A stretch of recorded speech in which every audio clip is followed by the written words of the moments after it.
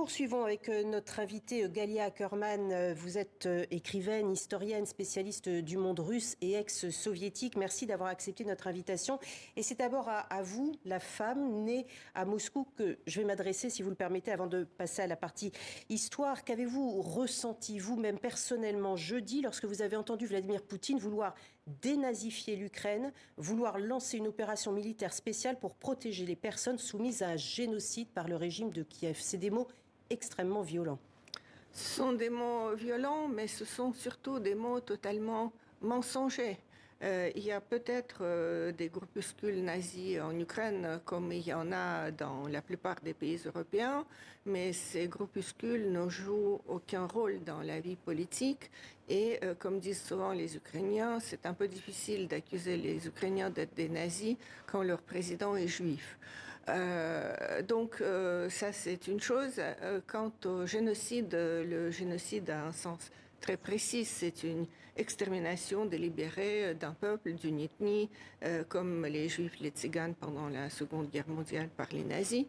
Dans le Donbass, jusque-là, en 8 ans de combats, d'abord des combats intenses, ensuite des combats, des petites escarmouches.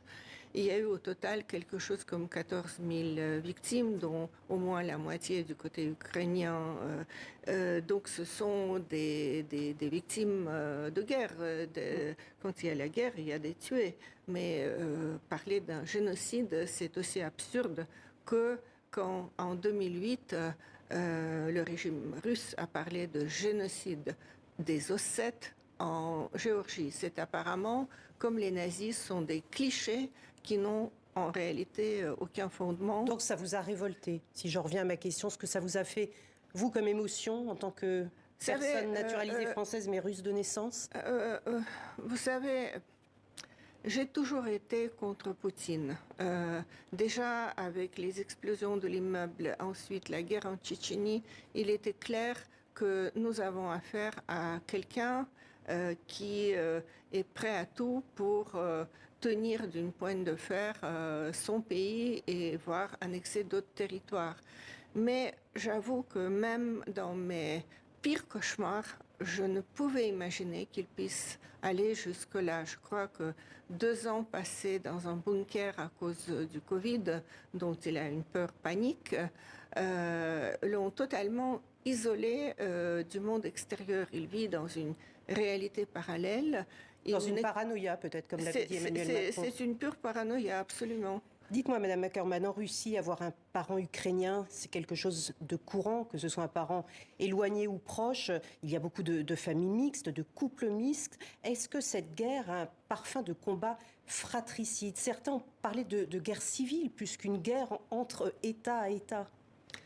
Non, je ne dirais pas jusqu'à appeler ça une guerre civile, parce que l'Ukraine est maintenant indépendante depuis plus de 30 ans. Au niveau du sentiment entre soldats russes et soldats ukrainiens, par exemple, ça ne doit pas être évident non plus, forcément, en dépit de l'état de guerre, de s'affronter. Non, ce n'est pas évident, mais ce ne sont pas les Ukrainiens qui ont franchi le pas. Il faut dire que pendant 8 ans, depuis le Maïdan de 2013-2014, moi qui regarde beaucoup les médias russes, les chaînes russes, les grandes chaînes d'État, je dois dire que pendant ces 8 ans, je vous assure que dans les talk-shows, on a parlé de l'Ukraine beaucoup plus que de la situation intérieure russe ou d'autres problèmes de la Russie. C'est une véritable obsession de ce régime et de Poutine. Et que la population russe a intégré au point aujourd'hui de valider la décision de Vladimir Poutine?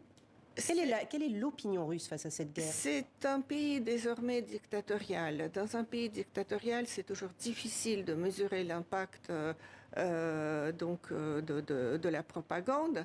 Mais je dois dire que tous les Russes n'ont pas accepté ce discours malgré la haine envers l'Ukraine distillée pendant 8 ans. Et il y a eu... Encore une fois, malgré l'État totalement dictatorial qui interdit tous les rassemblements, qui a liquidé la plupart des ONG, qui a aplati totalement l'espace public et l'espace politique, je suis presque étonnée, émerveillée de voir qu'il y a quand même eu des manifestations contre la guerre, qu'il y a eu des personnalités... Malgré le risque qu'on voilà, encourt quand on manifeste. des centaines de personnalités importantes qui ont signé les pétitions pour l'arrêt de cette guerre. Mais est-ce qu'au niveau de la population, ça pourrait lui faire prendre conscience que 22 années de pouvoir par Vladimir Poutine, il est peut-être temps d'arrêter ?